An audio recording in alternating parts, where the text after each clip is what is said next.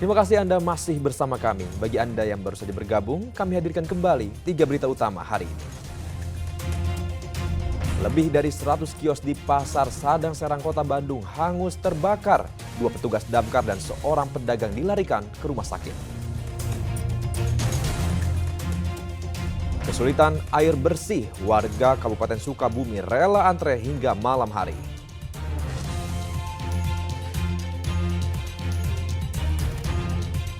Agar persawahan tidak kering di musim kemarau, petani di Tasikmalaya berinovasi membuat kincir air.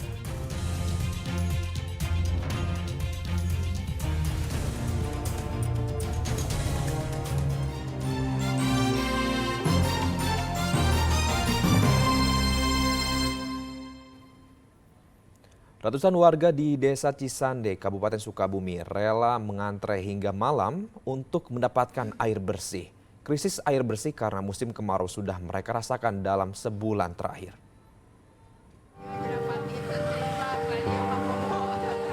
Meski sudah gelap, tidak membuat warga kampung Cikukulu, Desa Cisande, Kecamatan Cicantayan, Kabupaten Sukabumi berhenti untuk mendapatkan air bersih. Musim kemarau kali ini memang membuat wilayah mereka krisis air bersih. Sumur-sumur warga sudah mengering sejak sebulan lalu. Warga pun terpaksa membeli air untuk kebutuhan masak dan air minum dengan harga 5 hingga 6 ribu rupiah per galonnya. Sementara untuk kebutuhan MCK, warga mengambil air yang tersedia di masjid. Tak heran warga langsung mencuci baju saat petugas PMI Kabupaten Sukabumi mengisi ember dan galon. Hampir 3 bulanan ya. Hampir 3 bulan. Kondisinya kenapa? Sumur kering atau Sumurnya gimana? kering. Sumurnya kering. Ya pada kering. Nah, terus untuk air minum terus masak belinya berapa, Bu? Kalau boleh tahu? 6.000. 6.000 per Galon. galon. Nah, terus kalau untuk mandi, untuk nyuci gimana? Ke masjid ada MCK di sini. Data PMI Kabupaten Sukabumi mencatat 800 keluarga di Desa Cisande mengajukan permohonan bantuan air bersih. Bantuan satu mobil tangki dengan kapasitas 5.000 liter air langsung ludes dalam kurun waktu hanya 2 jam. Dikumpulkan. Hasil pendistribusian dari kemarin dan hari ini sudah ada 800 kakak kurang lebih yang telah kami berikan air bersih. Sekali pendistribusian air bersih kita mengirim sebanyak 5.000 liter sebagaimana kapasitas dari tangki ini. Untuk malam ini 5.000 liter itu habis dalam waktu 2 jam. Bidang penanggulangan bencana PMI Kabupaten Sukabumi mendata 3 kecamatan yang mengalami krisis air bersih. Namun pihak PMI masih menunggu pengajuan untuk pendistribusian air bersih tersebut. Asep Didi melaporkan dari Kabupaten Sukabumi. Masalah kesulitan air juga menimpa petani ikan di Subang. Hujan yang tak kunjung turun membuat ratusan petak kolam ikan atau empang kekurangan air. Petani ikan khawatir terpaksa panen ikan lebih awal untuk menghindari kerugian yang lebih besar. Puluhan hektar kolam ikan atau empang di Desa Pamanukan, Subang ini kering kerontang karena kemarau. Hanya beberapa empang dari ratusan petak yang masih ada air untuk membesarkan ikan. Salah seorang pemilik empang, Tohari, harus memutar otak demi menyelamatkan ikan lele. Pasalnya debit air dalam kolam semakin menyusut hingga ikan terancam mati. Ia sampai memanfaatkan seluruh air yang tersisa dari empang lain untuk mengisi empang yang penuh dengan ikan lele. Selain sulit mendapatkan pasokan air, para petani ikan juga pusing dengan harga pakan yang terus naik. Harga pakan ikan lele yang paling murah saja sudah naik dari 11.000 menjadi 12.000 rupiah per kilogramnya. Terus empang-empang yang lain kering gimana, Pak? Ya dibiarkan aja, habis mau nyari air kemana, orang di sawah juga lagi rebutan. Cuman dijatah cuman hari Kamis doang ngisi sawah. Kalau lagi ada? Jadi kalau lagi ada di penampungan sananya, kalau lagi gede. Kalau nggak ada ya udah, pada retak sawah juga. Abah merugi dong, Mbah? Ya bukannya merugi lagi.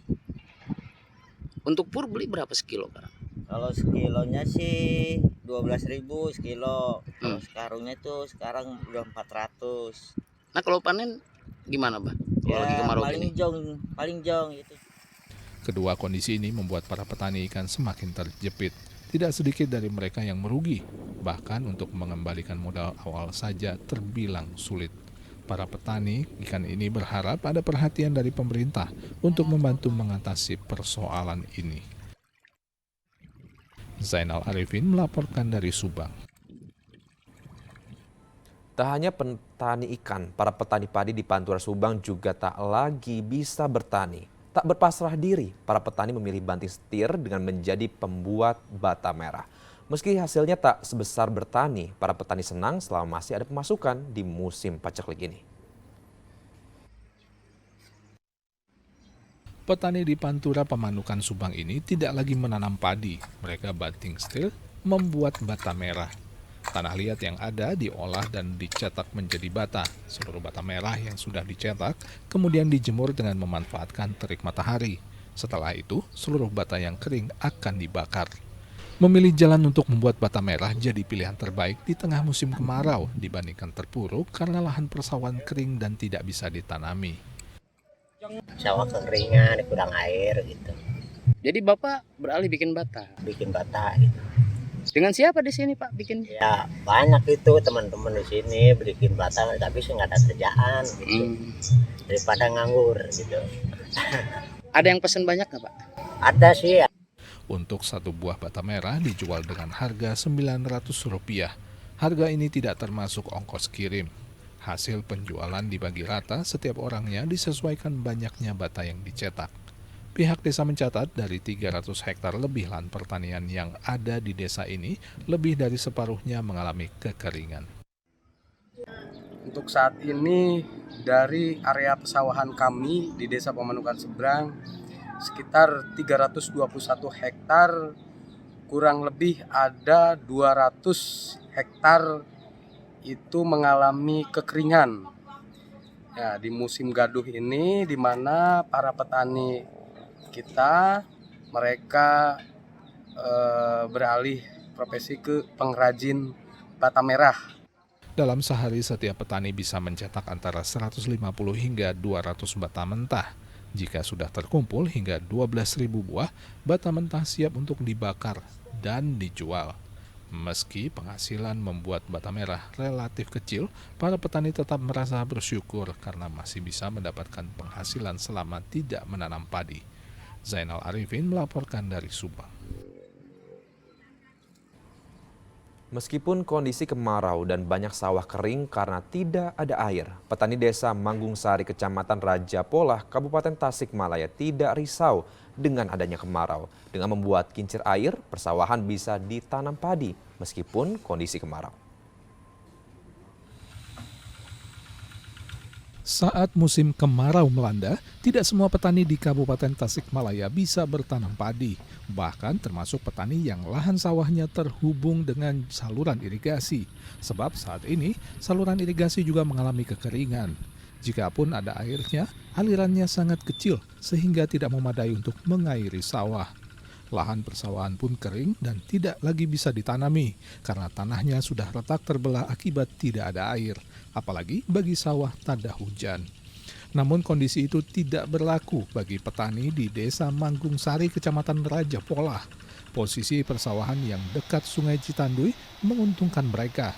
Dengan membuat kincir air sederhana menggunakan kayu dan bambu, para petani bisa mengalirkan air dari Sungai Citanduy untuk mengairi sawah mereka. Dari kincir, air kemudian ditampung dan diteruskan menggunakan pipa bambu atau selang besar ke persawahan. Kearifan lokal yang telah dilakukan petani sejak tahun 1970-an itu membuat mereka bisa panen 3 kali setahun meski diterpa musim kemarau. Di sisi lain, kincir air bambu tidak membutuhkan bahan bakar seperti mesin pompa air. Lebih irit sekaligus ramah lingkungan. Bikin kincir gitu dari Kali Citanduy, kincir bambu sama kaso-kaso sama papan. Itu yang bikin siapa Pak? Rame-rame. Gotong royong. Gotong royong kalau yang bikinnya mah, kalau bahan-bahan mah pribadi. Yang punya tanah. Yang punya tanah. Oh ini dari tahun 70-an. Sudah seperti ini ya? Iya. Bisa mengairi berapa luas Pak? Satu kincir 250 bata. 250 bata. Pak, kenapa pakai kincir nggak pakai mesin penyedot gitu Pak? Oh itu mah jahat lah biaya gitu, cuman selewat airnya gitu. Biasanya ada berapa kincir di sini Pak? Kalau dulu mah 12, kalau sekarang mah 8 kincir. Dengan kondisi seperti ini ada kincir, setahun bisa berapa kali panen Pak? Kali panen. Irigasi nggak jalan Pak? Irigasi jalan, cuman nggak Nggak ada sampai airnya? kemari, nggak ada airnya kecil. Untuk membuat sebuah kincir air dibutuhkan modal sekitar 1,5 juta rupiah. Biasanya jumlah kincir air yang dibuat oleh para petani ini akan terus bertambah dengan semakin banyaknya persawahan yang membutuhkan air akibat keringnya irigasi. Sebuah teknologi tepat guna dan kebiasaan turun-temurun yang layak untuk dilestarikan. Eko Setiabudi melaporkan dari Kabupaten Tasikmalaya. Informasi tadi mengakhiri jumpa kita kali ini. Atas nama rekan yang bertugas, saya Mehdi Hairi mengucapkan terima kasih atas kebersamaan Anda. Selamat beraktivitas dan sampai jumpa.